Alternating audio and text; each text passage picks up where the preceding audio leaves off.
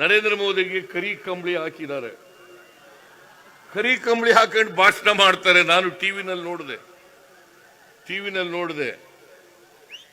ಇದು ನಾಟಕ. ಕುರುಬರ ಮೇಲೆ ಪ್ರೀತಿಯಿಂದ ಅಲ್ಲ, ಕುರುಬ ಜನಾಂಗದವರ ಪ್ರೀತಿ ಮೇಲಲ್ಲ. ನರೇಂದ್ರ ಮೋದಿಜಿ 28 ಲೋಕಸಭಾ ಸದಸ್ಯರಲ್ಲಿ ಒಬ್ಬ ಕುರುಬರಿಗಾದ್ರೂ ಕೂಡ ಟಿಕೆಟ್ ಕೊಟ್ಟಿದ್ದೀರಾ?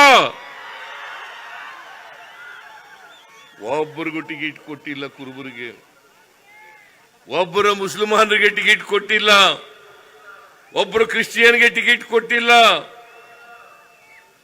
ನೀವು ನಾಟಕ ಕಂಬಳಿ ಹಾಕಬಿಟ್ಟ ತಕ್ಷಣ, ನಾಟಕ ಹಾಡಿದ ತಕ್ಷಣ ಕುರುಬರ ಉದ್ಧಾರ ಆಗಲಿಕ್ಕೆ ಸಾಧ್ಯ ಆಗ್ತದ? ಕುರುಬರ ಬದಲಾವಣೆ ಆಗಲಿಕ್ಕೆ ಸಾಧ್ಯ ಆಗ್ತದ? ನಾನು ಎಲ್ಲ ಕುರುಬ ಸಮಾಜದವರಲ್ಲಿ ಮನವಿ ಮಾಡುತ್ತೇನೆ, ಈ ರೀತಿ ಅನ್ಯಾಯ ಮಾಡಿರ್ತಕ್ಕಂಥ ಕಳೆದ ಚುನಾವಣೆಯಲ್ಲೂ ಕೂಡ ಒಂದು ಸೀಟು ಕೂಡ ಕೊಟ್ಟಿರಲಿಲ್ಲ ಕುರುಬರಿಗೆ.